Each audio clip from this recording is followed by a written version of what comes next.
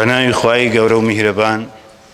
میوانان ئازیزان، ئامادەبوانی بەڕێز، ئەسەلامو عەلەیکوم وەڕەحمەتوڵڵا الله. بەخێر بێن سەرچاوان. لە دەستپێکدا کۆبوونەوەکەمان دەڕازێنینەوە بە چەند ئاەتێک لە قورئانی پیرۆز لەلایەن دکتۆر دیدار بابەڕێزان بفەرمێت. أعوذ بالله من الشيطان الرجيم. بسم الله الرحمن الرحيم.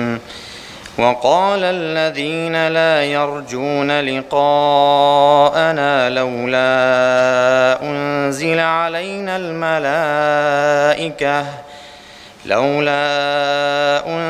علينا الملائكة أو نرى ربنا لقد استكبروا في أنفسهم وعتوا عتوا كبيرا. يوم يرون الملائكة لا بشرى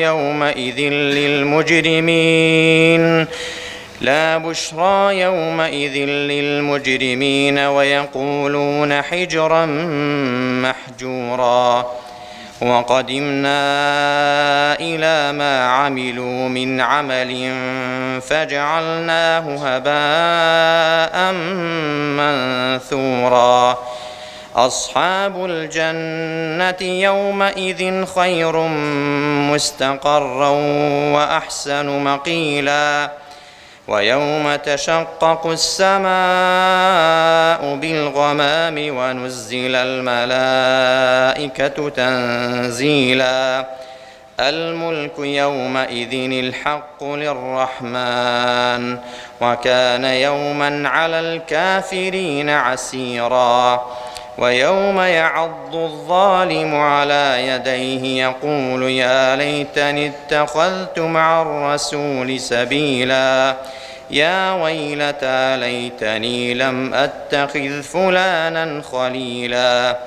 لقد أضلني عن الذكر بعد إذ جاءني وكان الشيطان للإنسان خذولا. خوای گەورە پاداشتی کاکتۆر بداتەوە. بەڕێزان ئێستاش بفەرمونون بۆ وتەی بەخێراتن لەلایەن دکتۆر ئاسۆ بەرپرسی یەکەی منداڵ و نەوجەوانان با بەڕێزان بفەرمێت. بسم الله الرحمن الرحيم. الحمد لله رب العالمين والصلاة والسلام على رسول الله ومن والاه. بناوی کارژێڕی یەکەی منداڵ و نەوجەوانان لە بەشی سەرپەرشتیاری دەستگای نووری حکمە بۆ پەروەردە و ڕۆشنبیری بەخێراتنێکی گەرمی بەڕێزتان دەکەین. زۆر خۆشحاڵین کە بە پیر داواکەمانەوە هاتن و ئەزیەتتان کێشا. دیارە ئامانجمان لەم دانیشتە بۆ ئەوەیە کە لە نزیکەوە لەگەڵ یەکتر گفتوگۆ و هەڵسەنگاندن و سەرنج و تێبینی و پێشنیار بۆ ئەم کارە گرنگ و پیرۆزە بکەین کە ئەویش پرۆسەی پەروەردەکردن و فێرکردنی ڕۆڵەکانمانە بە قورئان و فەرموودە و ئاکار و ئاداب و خەسلەت و ڕەوشت و بەهابەرز و پەسەندەکانی ئیسلام. دیارە ئەمەش بە هەمەئانجی و گرنگی پێدان و خەمخۆری هەموو لایەک دەکرێت بە تەوفیقی خوای گەورە و نزیکبوونەوە و دەستگرتنمان بە قورئان. لە ئێستادا هیچ کاریگەریەک هێندەی بەجیهانبوون عەولەما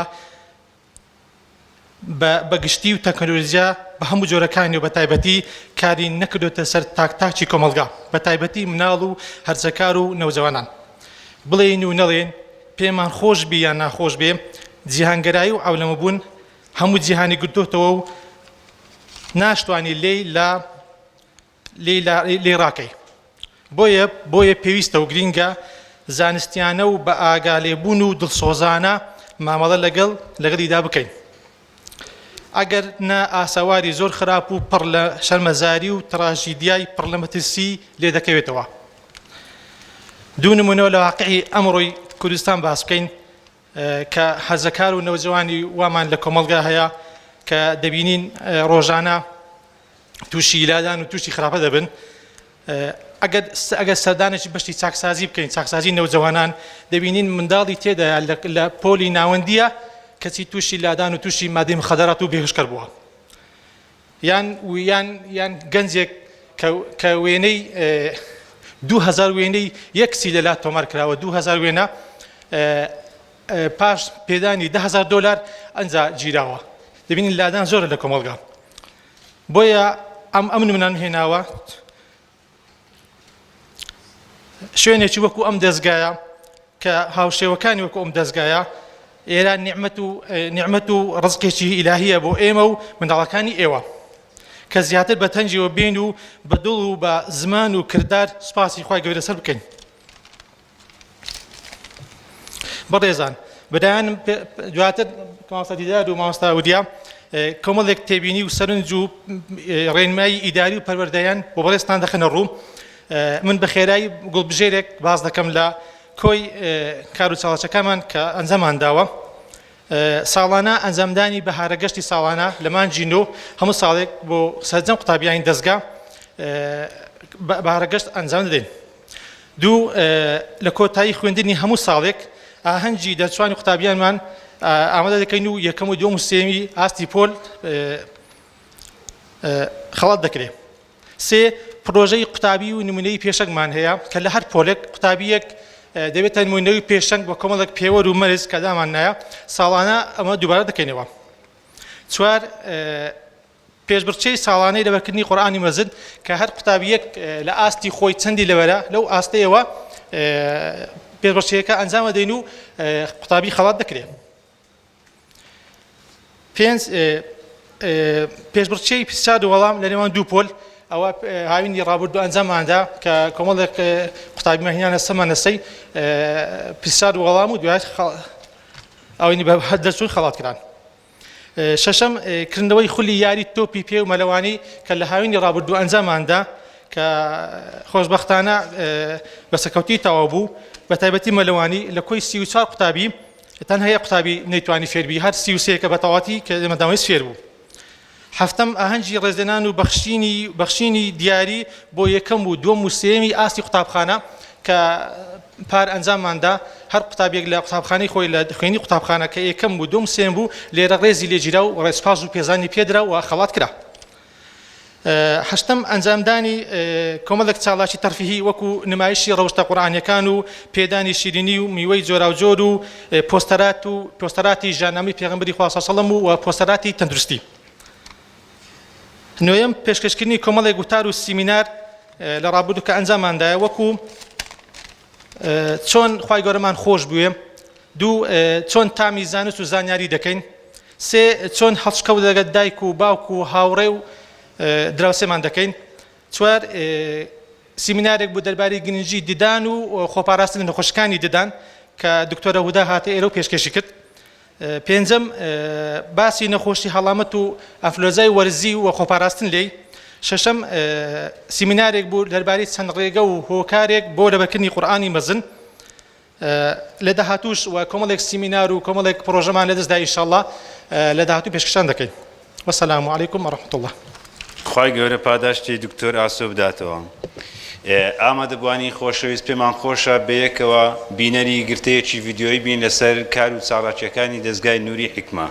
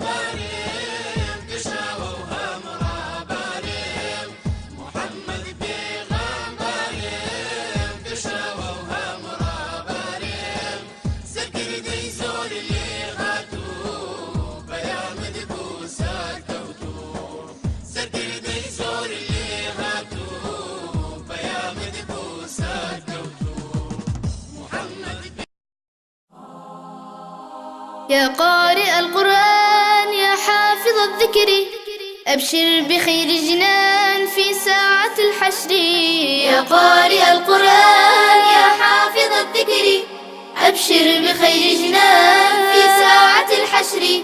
اقرأ كتاب الله في راحة وأناء اقرأ كتاب الله في راحة وأناء اقرأ كتاب الله في راحة وأناء وتفكر في معناه تنجو مدى الدهر يا قارئ القرآن يا حافظ الذكر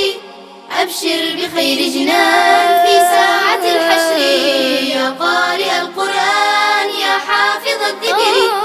أبشر بخير جنان في ساعة الحشر اقرأ بلا ملل رتل بلا وجل اقرأ بلا ملل رتل بلا وجل اقرأ بلا ملل رتل بلا وجل أتبعه بالعمل علمه للغير يا قارئ القرآن يا حافظ الذكر أبشر بخير جنان في ساعة الحشر يا قارئ القرآن يا حافظ الذكر أبشر بخير جنان في ساعة الحشر لا تنسى الأحكام يا قارئ المقدام لا تنسى الأحكام يا قارئ المقدام إخفاء وإظهار اقلب وإدغام إخفاء وإظهار اقلب وإدغام والهمس والتفخيم والمد والإشمام والهمس والتفخيم والمد والإشمام وامضي مع الكرام في روضة البر يا قارئ القرآن يا حافظ الذكر أبشر بخير جنان في ساعة الحشر يا قارئ القرآن يا حافظ الذكر أبشر بخير جنان في ساعة الحشر فيه الشفاء والنور والمجد والسرور فيه الشفاء والنور والمجد والسرور فيه الشفاء والنور والمجد والسرور قرآننا الدستور يهدي للخير يا قارئ القرآن يا حافظ الذكر أبشر بخير جنان في ساعة الحشر يا قارئ القرآن يا حافظ الذكر أبشر بخير جنان في ساعة الحشر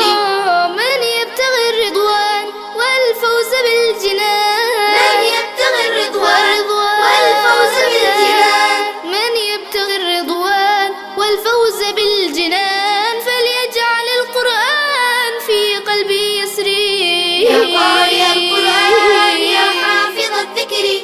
أبشر بخير جنان في ساعة الحشر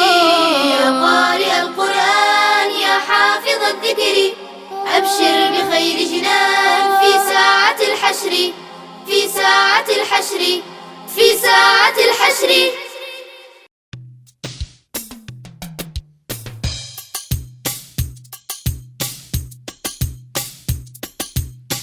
ئەم قورئانە هۆی ژیانە تاجی سەری موسڵمانە ئەم قورئانە هۆی ژیانە تاجی سەری موسڵمانە هەر کەسێ پەیڕەوی بکە لە دوا ڕۆژدا شادومانە هەر کەسێ پەیڕەوی بکە لە دوا ڕۆژدا شادومانە ئەم قورئانە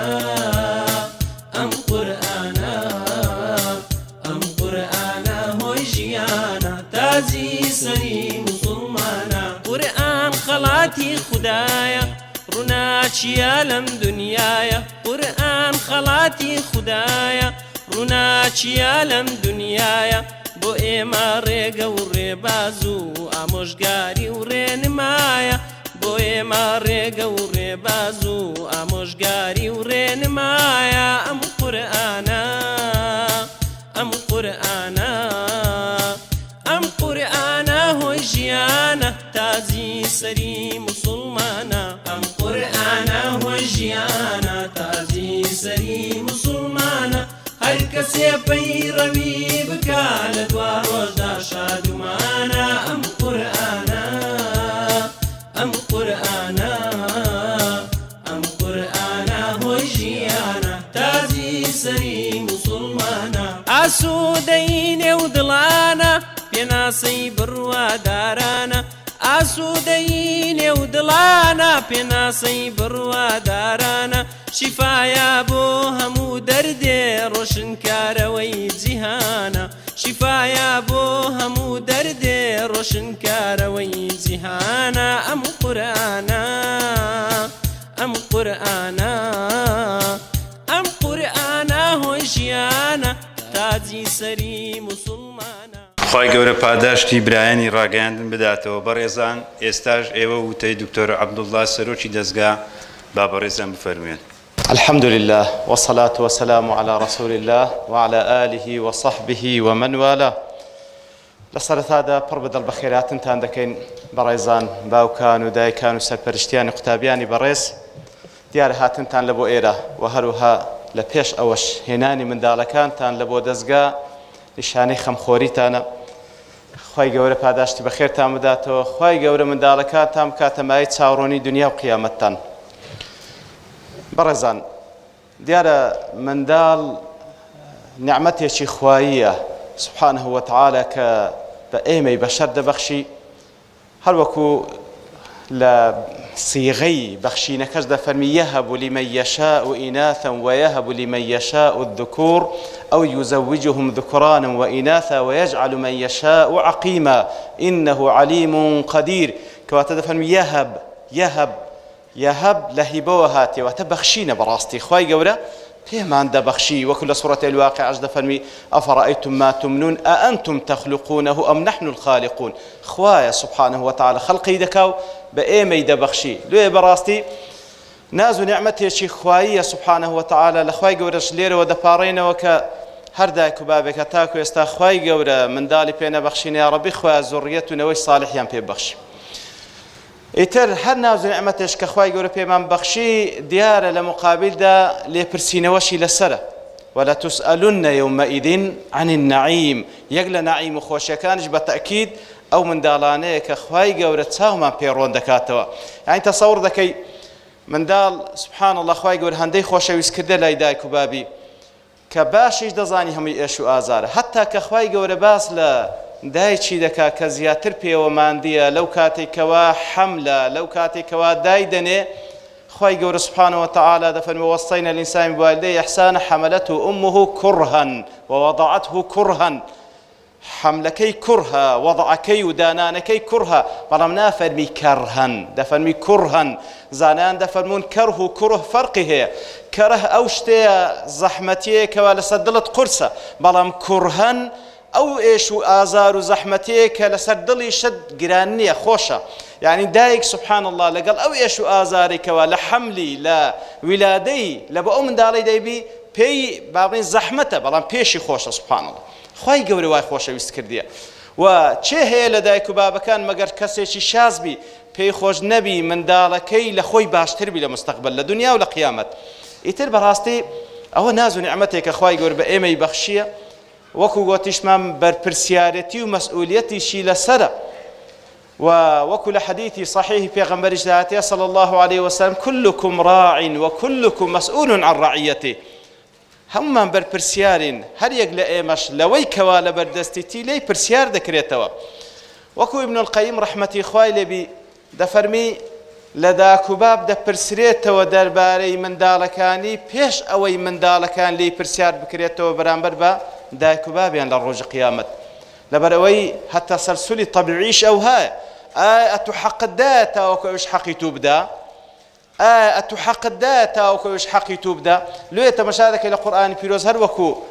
وەسیەتی منداڵ دەکا بەرامبەر بە دایک و بابی لە چەندین ئایەت وەوەصەینە الئینسان بوالدەیه حوسنا یاخود ئیحسانا لە ئاەتی تر وەسیەتی منداڵەکان دەکا بە دایک و بابی بە هەمان شێوە يا أيها الذين آمنوا قوا أنفسكم وأهليكم نارا كواتا بهماشي وصيتي دايك بابش دكا خوي مال من دالي بباريزي لآقر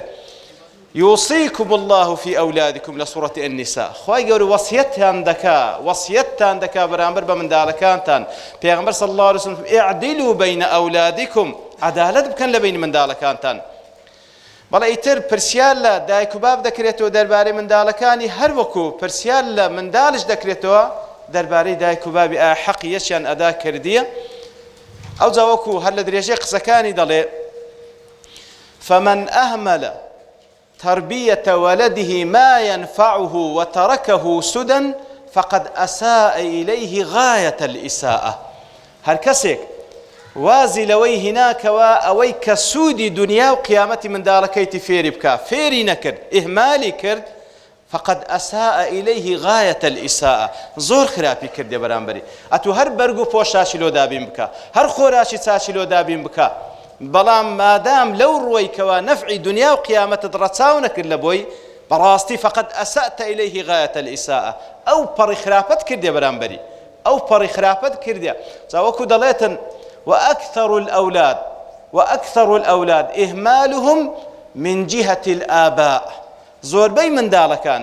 کاتێکەوە گەورە دەبن و خراپەکار دەردەچن ئەسلی ئەو خراپەکاریان لە جیهەتی داک و بابیان هاتیە من إهمالهم تربيتهم وتعليم دينهم فرائضه وسننه لبرو إهمالي كردية فيري نكردية فيري أوشتانك وفرز لدين السنة الذين فيري نكردية لو يدلي فقد أضاعوهم صغارا فلم ينتفعوا بأنفسهم وأضاعوهم كبارا لو أوان لكتكيرا أوانيان فوتان فيريان نكردن لنتيجة أو كراو ياخذ أو كتسا شتێکی وای لێ دەرنەچ کە سوودی لە بەخۆی هەبی و هەروەها کاتێش کە ئەو گەورە بوو پێویستی بەوی بوو ئەویش ئەوی بەزایع کرد و بە هیچ شێوەیەش منداڵش سوود بەخش لە بۆ دایک و بابی دەرنەچوو کەواتە بەڕاستی زۆر گرنگە بەڕێزان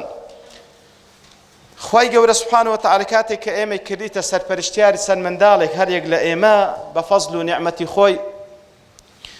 عادەتەن دوو شتی سەرەکی هەیە لایەنی دابینکردنی ڕزقی و لایەنی مادی ئەو بەشەرە ئەو منداڵە و لایەنی دینی لایەنی وەکو لە چەندین کتێب ئیبن القەیم ڕەحیمەهو الله کاتێکەوە باز لە پێداویستەکانی ئینسان دەکا کە ئەو دوو لایەنەیە بە گشتی بە تایبەتی ئێمە کە باز لە منداڵ دەکەین تەماشا دەکەی ئەو لایەنت کەوا مەسەلەی ڕزقە و لایەنی مادیاتی دنیایە خوای گەورە کەفالەتی پێکردێ لە چەندین ئایەت هەتا ئەوانەی کەوا پێشووتر منداڵەکانیان زیندە بەچاڵ دەکرد خوای گەورە سوبحانەهو وتەعالا لە چەندین ئایەت باسییان دەکاتن دەفەرمی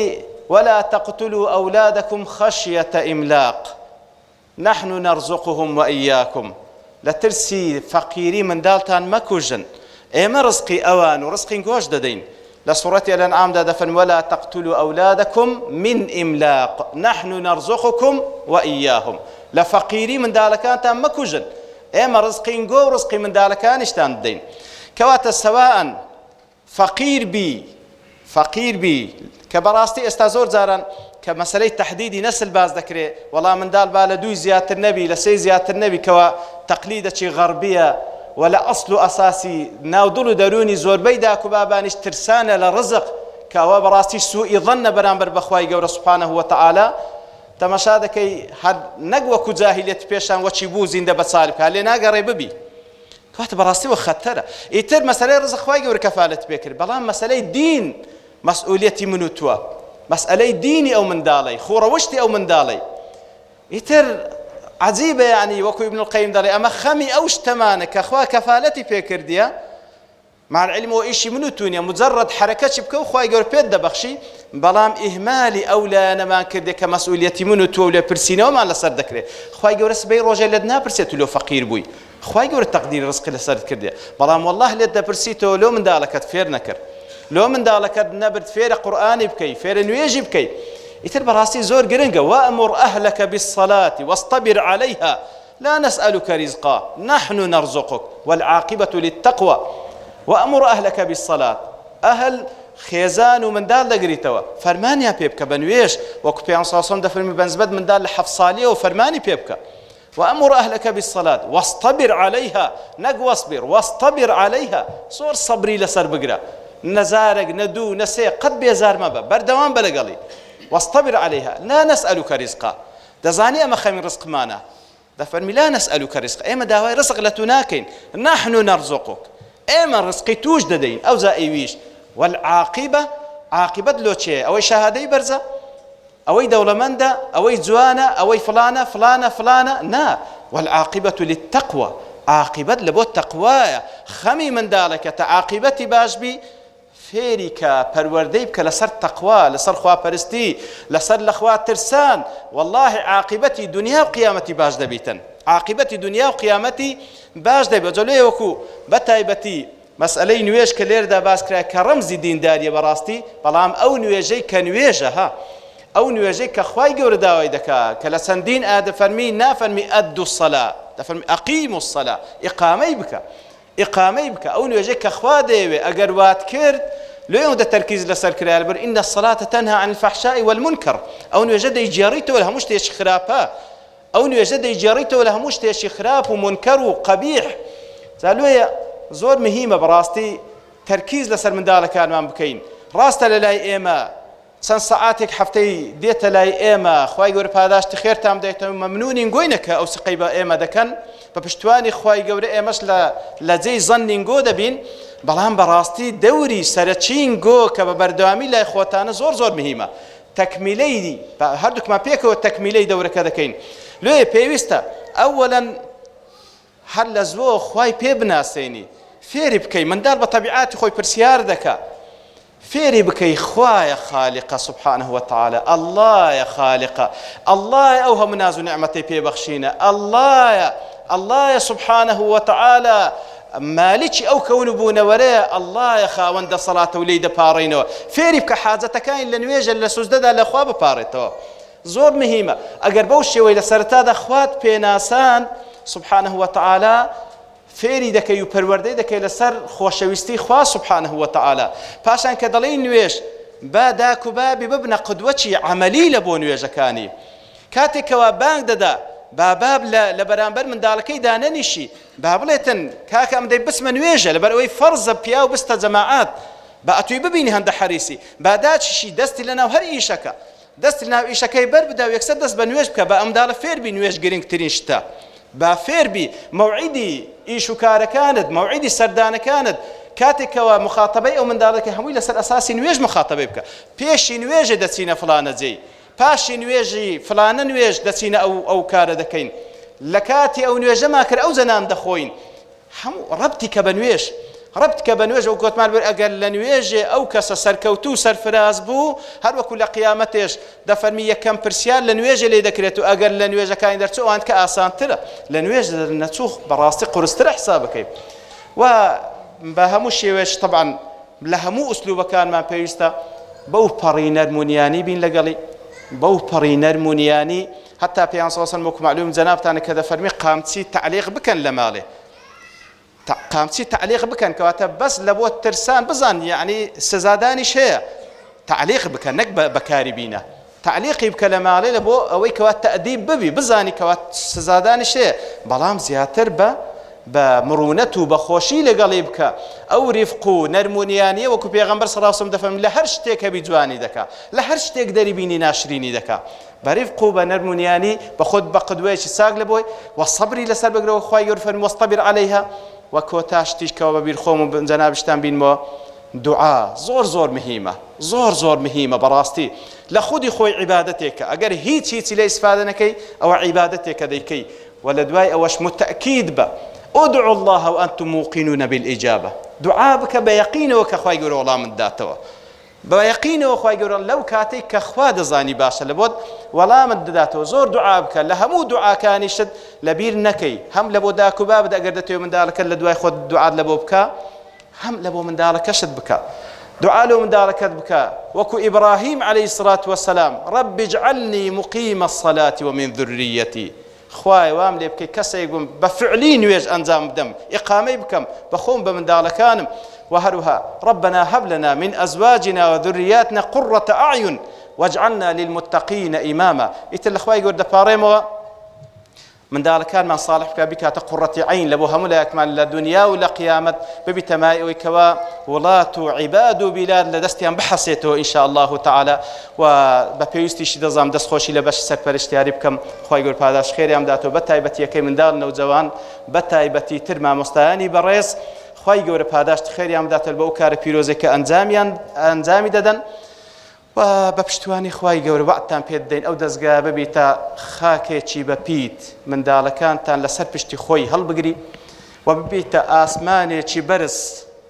سێبەر لە منداڵەکانتان بکاو ببیتە دارێکی زۆر بە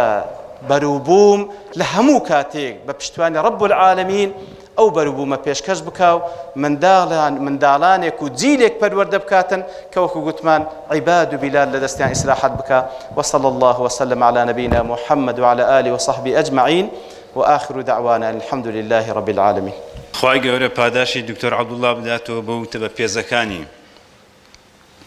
سەرپەرشتیاران و داک و باوکانی قوتابیانی بەڕێز. پێمان باشە لەم دەرفەتەدا لە حزوری جەنابتان هەندێک تێبینی بخەینە تیشکێک بخێنە سەر هەندێک لە تێبینیەکان و بە مەبەستی چاکترکردنی پرۆسەی خوێندن و هەروەها هەماهەنگی لە نێوان ئێوەی بەڕێز و هەروەها دەستگا بۆ ئەوەی کەوا بتوانین زیاتر ئەم پرۆسەی خوێندنە بەرەو پێشەوە بین چونکە ئێوە دەزانن ئەم منداڵانە سەرمایەیەکی مرۆیی ئەم نیشتیمانەمانن. یەکەمیان دەستگای نوری حیکمەت تێدەکۆشێت بۆ دروستکردنی نەوەیەکی شارەزا لە قورئانی پیرۆز بە باشترین شێوە و هەروەها پەروەردەکردنیان بە پەروەردەیەکی قورئانی و ڕازاندنەوەیان بە ڕەوشت و بەها پیرۆزەکانی ئیسلام. دووەم خاڵ پێمان خۆشە ئێوە ئاگادار بن و بزانن کە ئێمە لە دەستگا تەرکیز لەسەر ئەم خاڵانەی خوارەوە دەکەین. یەکەمیان ئاداب و ڕەوشتەکان، دووەمیان خوێندنەوەی قورئان، سێمیان تەجوید و هەروەها حیفز و لەبەرکردنی قورئانی پیرۆز. سێمیان کە خاڵێکی زۆر گرینگە بەلای ئێمەوە دەمانەوێت سەرنجی ئێوەشی پێ لەبۆ ڕابچێشین، ئەویش ئەوەیە کە بۆ ساڵی خوێندنی 2018-2019 قوتابی پێویستە تێکڕای نمرەکانی 170 بێت. ئەوجە بە سەرکەوتوو هەژمار دەکرێتن، یعنی نمرەی 50 بە کەوتوو لە قەڵم دەدرێتن. بەڕێزان ئێمە وەک دەستگا هەندێک گیر و گرفت و معاناتمان هەیە لەگەڵ قوتابیان، چونکە بەڕاستی قوتابیەکانمان ژمارەیان لە سەرووی 240 قوتابیە. ئێمە دڵنیاین کە ئەو قوتابیانی لە ئێمەنە لە خانەوادەی ڕێکوپێکی وەک جەنابتانن، بەڵام پێمان خۆشە دەمانەوێت قوتابیەکان لەو پەڕی ڕەوشت بەرزیدا بن لە دەستگای نوری حیکمە. یەکێک لەو گرفتانە بریتێ لە پابەند نەبوون بە کاتی دەوام. هەندێکمان هەیە لە قوتابیان زۆر زوو دێتە دەوام و هەندێکشمان هەیە خەریکە دەرسی یەکەم کۆتایی پێدێتن ئەوجە دێتە دەستگا. ئەمە دەمانێت بەڕاستی پابەند بن بە کاتی دەوام، لە کاتی دیاریکراوی خۆیدا بێن بۆ دەوام. خاڵێکی تر غیابات، یعنی جاری وا هەیە قوتابی 3-4 هەفتە لەسەر یەک نەهاتووە، تەلەفۆنمان لە بۆ باوکی کردووە، لە بۆ سەرپەرشتیاری کردووە، دەرێ وەڵای خەتای من بووە، ئەمن ئیشم هەبوو و نەمهیناوە. یعنی ئەوە ناکرێت بەڕاستی ئەمە لە ناو دەستگا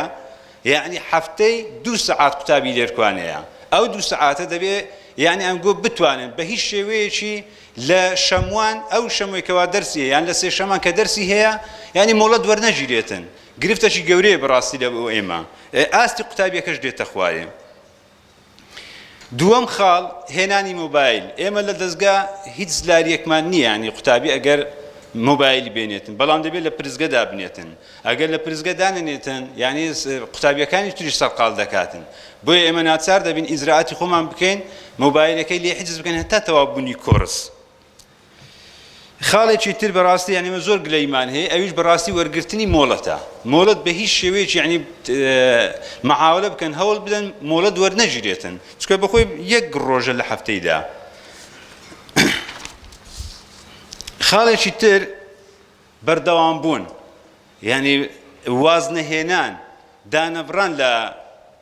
خوێندن لە دەستگا، چونکە بەڕاستی ئەمە زۆر کەسمان هەیە چەندین جار یعنی بۆ نمونە کاک دکتۆر عەبدوڵڵایان بەگژ ئێمەوە نایە تەکلیفی کردی، ئێمە ناتوانین تەکلیفی دکتۆر عەبدوڵڵای ڕەت بکەینەوە، تەکلیفیان لێ کردینەکەوە ئەو قوتابی وەربگیرێتن. لە کاتێکدا ئێمە بەڕاستی پێمان باشە لە هەر ژوورێک 12 هەتا 15 قوتابی هەبیتن بۆ ئەوی مامۆستا بتوانێتن بە باشترین شێوە کۆنتڕۆلیان بکاتن، ئەو دەرسەی بە باشترین شێوە بگەێنیتن. لە سەرەڕای ئەوەی کەوا وەریشی دەگرین دەبینین لە دوای ماوەیەک یعنی پابند نابن بەدەوام، یعنی نازانێتن کە ئەوە شوێنی یەکەشتری گرتیە، ئەگەر ئەو نەبا یەکەشتر دەهات لە شوێنی وی بێبەش نەدەبوو لە خوێندنی قورئان. خاڵێکی تر بریتێ لە نزمی ئاستی خوێندنی هەندێک لە قوتابیەکان، یعنی بە شێوەیەکی گشتی قوتابیەکانمان باشن، بەڵام هەندێکیان بەڕاستی مستەوا و ئاستیان نزمە. ئێمە دەرچشی پێ دەکەین کە هەندێک لە قوتابیەکان ئەو وەکو پێویست نینە، چونکە وازبەکی کەمی دەدرێتن لە هەفتەیەکدا ناتوانێت لە خلال ئەو هەفتەیە ئەو وازبەیە کۆنتڕۆل بکاتن. گلەی یەک کەشمان هەیە بە تایبەتی یعنی لە کەلوپەلی ناو دەستگا، یعنی بۆ نمونە ئێستا هەندێک کورسی نوێمان لە بۆ هاتیە، خوا خێری خێرخوازان بنووسیتن، ئەو کورسیانە کە هاتینە لە خلال یەک هەفتەیە کورسی شکاوە و هەروەها ئیسفنجەکانی ناویشان دراوە. یعنی بەڕاستی ئەوە یعنی هەر یەکێک لە ئێمە ئێستا جەنابیشتان ئەوە لە ماڵێ قبول ناکەن، یعنی منداڵەکان بەو شێوە تەسەڕف بکاتن. بە تایبەتی کەلوپەلی ناو دەستگا یعنی وەقفە، وەقفیش بە خۆتان دەزانین یعنی ئەرسی سەرشانی هەموو لایەکە کەوا بیپارێزین. بەڕێزان ئێمە لە کاتێکە کە باز دەگیر و گرفتەکان دەکەین، یعنی لە ئاست نزمی قوتابیان دەکەین، لە هەمان کاتیش یعنی چارەسەرمان داناوە. بۆ نمونە وەک دەزانن یعنی پرۆسەی پەروەردە فێرکردن پرۆسەیەکی سەخت و ئالۆزە و هەروەها درێژخایەنیشە، بە تایبەتی لە ڕۆژگاری ئێستادا. یعنی بابای موسڵمان زۆر پێویستە گرنگی بە بوارە بدا، بە هیچ شێوەیەکی فەرامۆشی نەکە. ئەگەر فەرامۆشی بکاتن بەڕاستی کەناڵی وەلایەنی زۆریش تریشەیەکەوە منداڵەکانمان بەلاڕێدا ببن. پەروەردە و فێرکردن پێویستی بە هاماهەنگی هەیە لە نێوان دەستگا و هەروەها لە نێوان ماڵی قوتابی، چونکە ئێمە هەروەکو دکتۆر عەبدوڵڵا یعنی ئاماژەی پێکرد، دەستخۆشیتان لێ دەکەین کە بە پەرۆش بووینە لەسەر ئەوەی کەوا منداڵەکانتان ناونووس بکەن لە سەنتەرەکانی خوێندنی قورئان، بەڵام لەوەش گرنگتر بریتێ لە متابعە، بریتێ لە بەدواداچوون، بریتێ لە لێپرسینەوە. یعنی ئەگەر دەتەوێت منداڵەکەت سەرکەوتوو بێ لە هەر پرۆسەیەکی خوێندن، یەکەم شت بەڕاستی بریتێ لە متابعە و لێپرسینەوە. با نمونەیەکتان لە بۆ باسکەم، ئەمە مامۆستاینە لە قوتابخانە، یعنی باوچێک لە یەکێک لە قوتابخانەکان دوای کۆبوونەوەی دایک و باوکان هاتە لای من گوتی مامۆستا بۆچی منداڵەکەی من لەسەر 20 هەژدەی هێناوە، یعنی لەسەر 2 نمرەی مناقەشەی دەکرد لەسەر 2 نمرە. منیش گوتم لە ماڵەوە خەریکی چیە منداڵەکەت، مادامە تووا بە پەرۆشی کەوە 20 لەسەر 20 بێنێت خەریکی چییە؟ وتی وەڵاهی ڕۆژانە سەعاتێک پەبجی دەکاتن، یعنی ئەو ئەتاریانە دەکاتن. ئەو منداڵە لە کورسی یەکەم لەسەر ئاستی پۆلەکەی خۆی یەکەم بوو، یعنی زۆر پێویستە دایک و باوک بەرنامەیەکی خوێندن لە بۆ منداڵەکانی دابنێتن، یعنی بزانێتن هەموو کاتەکانی منداڵەکەی بە ئەتاری و بە سەیرکردنی دراما و مسلسلات بەسەر نەباتن. ئەوجا کارە ساتەکە لەوەش گەورەتر ئەوەیە ئەگەر دایک و باوک خۆیان سەیری ئەو دراما و فلیمانە بکەن، یعنی ئەو کاتی ئەو منداڵە زۆر لە لای ئاسان دەبیتن کە لە سای دایک و باوکی بکاتەوە، زۆر بە ئاسانی تەماشای ئەو دراما و تەلەڤیزیۆنانە دەکاتن. یعنی ئەگەر نمونەیەک باز بکەین، مەلیکەی بەریتانیا ئەلیزابێت دەڵێ من کاتێک کە منداڵ بووم وەکو مەیمون لاسای دایک و باوکم دەکردەوە لە هەڵسو کەوتەکانیان، کەواتە ئێمە وەکو دایک و باوک یعنی قودوەینی لە بۆ منداڵەکانمان، ئەوجا بەلایەنی سلبی بیتن یانیش بەلایەنی ئیجابی. خاڵێکی تر بریتێ لە برادەر، یعنی ئەوانەی کەوە ئاستیان نزمە لەوانەیە لە دەرەوە برادەری خراپیان هەبیتن، یعنی زۆر گرنگە داک و با بزانیتن برادەری منداڵەکانی چێن. یعنی ئەگە بۆ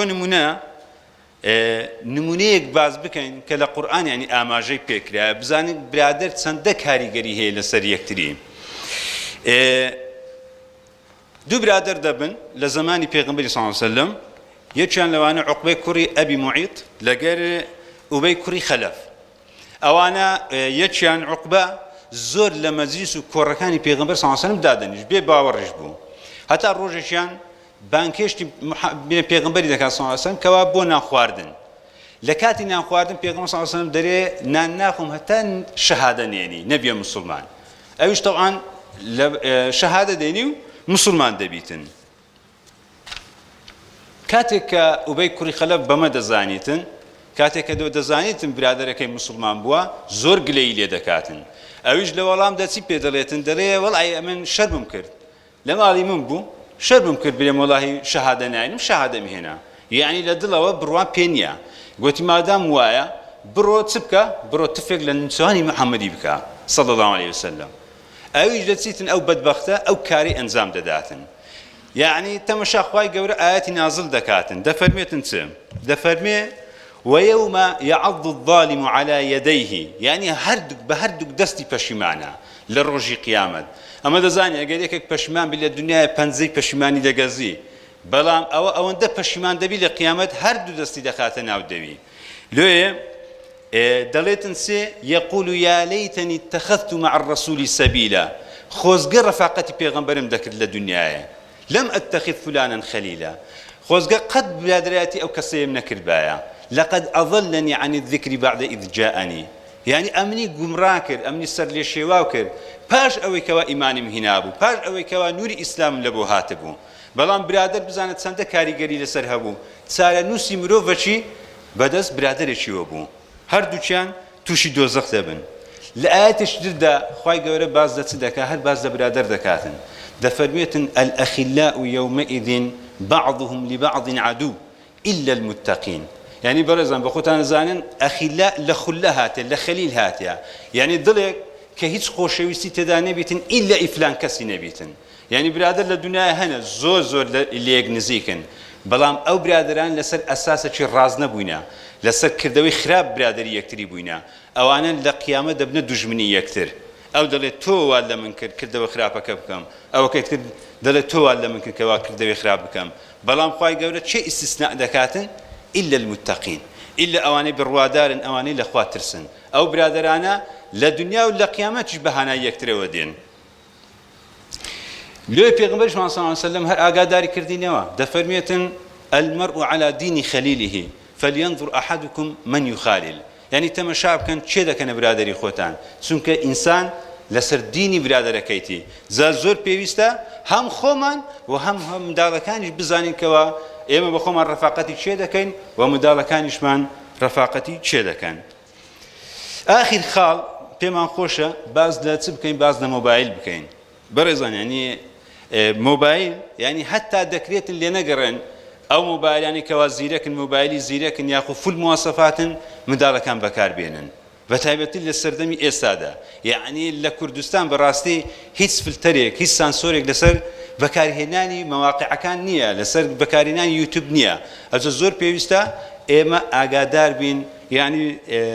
لێ نەگەڕێنکەوە ئەو مۆبایلە زیرەکانە بەکاربێنن